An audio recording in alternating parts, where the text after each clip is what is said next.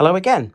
Today I've got another exciting rifle to talk about. This one's a CO2 rifle, which I've converted into a PCP by adding a HPA kit to it. Now the rifle in question is the Sig Sauer MCX Rattler Canebreak. Now this particular rifle came as part of a package deal with the case and the scope and the mount. It also came with 88 gram CO2 cartridge and some pellets and a mug from Vector Air. So thank you, Juliet Vector Air. However, I just got to say that all my reviews of the rifles that I've essentially put on the channel are ones that I've purchased myself. So they're not sponsored or paid reviews. Just to let you know, I buy them because I'm interested in them. I want to try them out and have fun with them.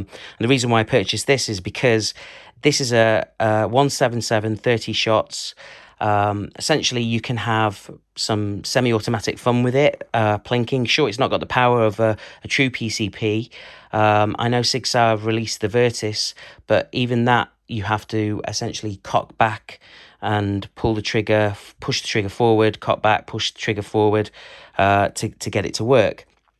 This literally, you could just pull the trigger and have fun plinking away or target shooting, and I'll talk about targets in a bit.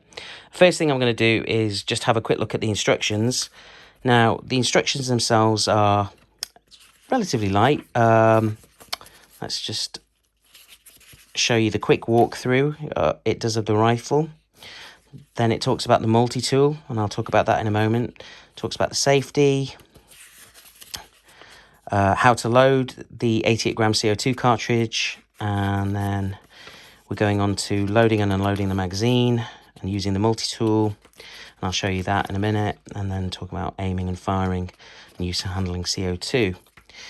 Okay, so let's just, before I talk about the HPA kit, I just wanted to say that this essentially is the stock that comes with the rifle.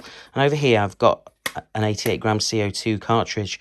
Now, the reason why I haven't essentially gone the 88 gram CO2 route and gone the HPA route is because these are quite costly. I think they're between £8 and £10 each. I'm not too familiar with the shot count on them. However, I did opt for a CO2 adapter kit, which allows you to use 12 gram CO2 cartridges, 2 of them at a time, or you can use 1 and 1 empty, but obviously affects your shot count. But then I found out about the HPA kit, and essentially it's a best fittings HPA kit, and I went down that route. Something to be mindful of, though, that obviously, I mean, when you plug in your 88 gram CO2 cartridge into the back of the rifle, which will be just about there, like that, the stock itself, bear with me, goes onto the back like this. But look, there is probably roughly about, I don't know, about 5 centimeters, maybe slightly more. Actually, no.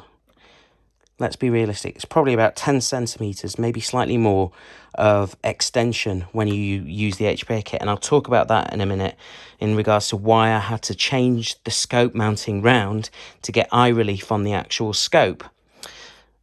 Okay, let's just pop this back.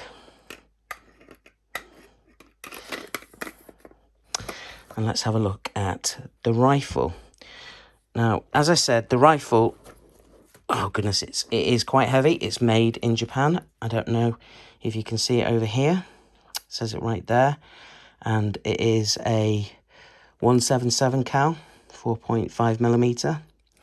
And as I said, it's got some significant weight to it, especially now with the HPA kit on it. Now, this HPA kit is Best Fittings HPA kit. It basically allows you to fill this bottle up to 3,000 psi, which is 207 bar, and use essentially a Foster fitting adapter over here at the back, just by unplugging that, touching it there from your source, whether it's a compressor or dive bottle or pump, and away you go. And over here, you've got safety, like this. These don't do anything. I've added this essentially this grip over here. I've had to move the sight over here. I've got some 45-degree Picatinny mounts, so I was planning to move these two iron sights over to here, so they're 45 degrees, which would look cool, I think. This suppressor does nothing.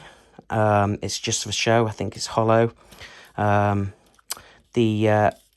Essentially, I've also put a Picatinny rail on the bottom over here myself, an M-mod Picatinny rail, and then to just flip it around, get the magazine out over here, just press this button, and it should release the mag. There we go. I'll just pop the rifle down, and then to load the rifle, you've got either this system where you can put pellet in at a time, load pellet in at a time, but what is easier actually is to open the mag at the side, bearing in mind there's silver over here at the front.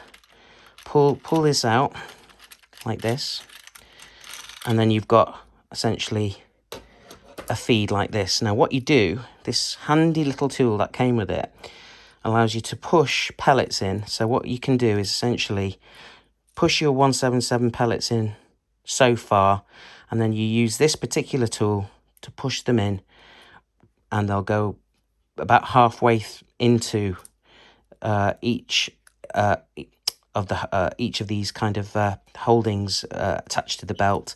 And then once you've put 30 shots in, you just take your magazine, feed it back in nice and slow, and close the door, and away you go, and then you are good to go. Now, as I said, this came with the scope and mounts.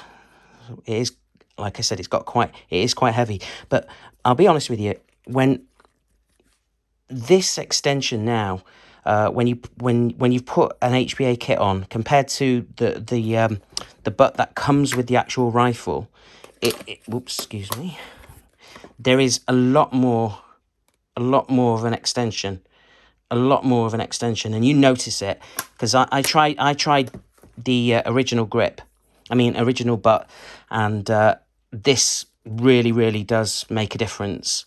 So when that happened, I had to reposition the scope to the point where I had to reposition the mounts to get eye relief.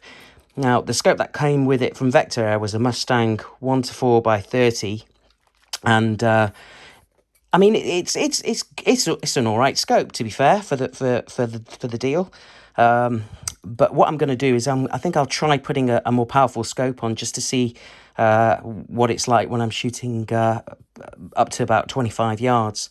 And I'll show you now, just very quickly, what's the rifle like at 25. Okay, so over here, I shot this on the 6th using 8.44 JSB exacts, 4.51, 22.5 yards, and here are the groups I got.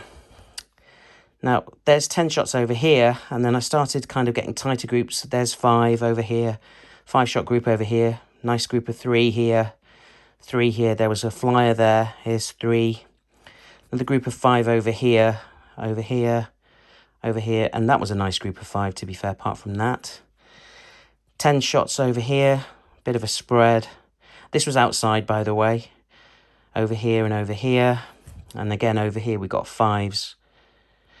And I just wanted to, as a comparison, on the same day, I also shot my Oregon King, which you've seen video for on my channel.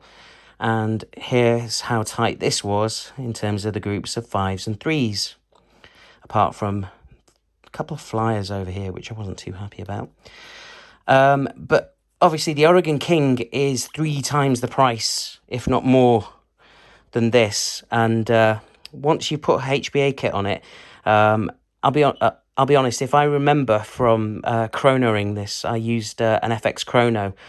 I got 60 good shots, and then that was roughly at about just over 8 foot-pounds, and then the power dropped to between 7.5 and 8 foot-pounds for the next 30 shots, and that was roughly to about 90, and then after 90 shots the power dropped to about 6 foot-pounds, and roughly about 120 shots I stopped and took the rifle back up to, I think, about 230 bar. My bottle needed filling, so it was already maxing out to sorry, not 230 bar. It was roughly maxing out about 200 bar, sorry. I know it says maximum 207 bar, so I took it to 200 bar. So I couldn't take it to the maximum 207, but you wouldn't do that anyway. Anyway, from my perspective, do I think this is a good rifle? Now, if you're after like super accuracy for the price, I'll be honest with you, there are other rifles that you can get which are dedicated for accuracy, but dedicated PCPs. Now, I've done a review of a couple of rifles, for example, the ATA Airborne. You know, for the price, you can't go wrong. And considering that it's cheap, I think it's the same price as this, but obviously that is a dedicated PCP, and the version I've got is in 2.2. But they're different experiences. This is, 30 shots. As soon as you've put 30 shots in, you can literally let rip, and before you know it, you're feeding that magazine again, which is why I purchased another magazine with 3 more belts that attach to it. And it's, like I said, it's a different experience. You're going to have more fun, essentially plinking away at cans and at targets with this without having to worry about either loading up, but you will actually load up because you'll get through a magazine really, really quickly, because you're going to be on that trigger really, really quickly, as long as you can get the scope zeroed in really nicely. I mean, I'll be honest with you, that was a challenge for me at the beginning, was getting the scope zeroed in with the HPA kit. So once I'd got that nailed, everything was fine. I was getting those groups that you saw earlier, and I'll be honest with you, I'm happy with that. Bearing in mind that this is a CO2 rifle with a HPA kit, and bearing in mind that this HPA kit, I can take it off and go back to the CO2, and I intend to do that just to see the difference in shot count and accuracy with CO2 versus compressed air, and see which is better. But ultimately, would I recommend this? Yes, in a short answer, I would. If you want to have some fun, essentially shooting 30 shots, then yes. But I would definitely consider doing the HPA kit, and then it gives something like the Virtus a run for its money, because I've seen accuracy videos for the Virtus compared to this, and to be fair, the two go hand in hand in terms of accuracy. But as I said, if you're dedicated accuracy, then literally you want to go a proper you want a proper PCP, and for the same price as this, there are some decent essentially PCPs out there which you can go for in terms of accuracy. But as I said, this is all about the plinking fun, so to speak. Okay, so that was my kind of short overview and mini review of the Sig Sauer MCX Rattler Canebreak. If you liked the video, please like and please subscribe to the channel. As I mentioned earlier, all my rifles are ones that I source myself. They aren't sponsored or essentially paid for. So if there are time gaps between videos, please bear with me, because obviously I'm trying to source rifles based on funds and whatnot. But it kind of encourages me to know that there are people out there who watch these videos and who enjoy them, and I like making them for you guys. So please continue to like the channel, and I'll keep making these videos. All right then, thank you very much everyone. Take care until next time. See you soon.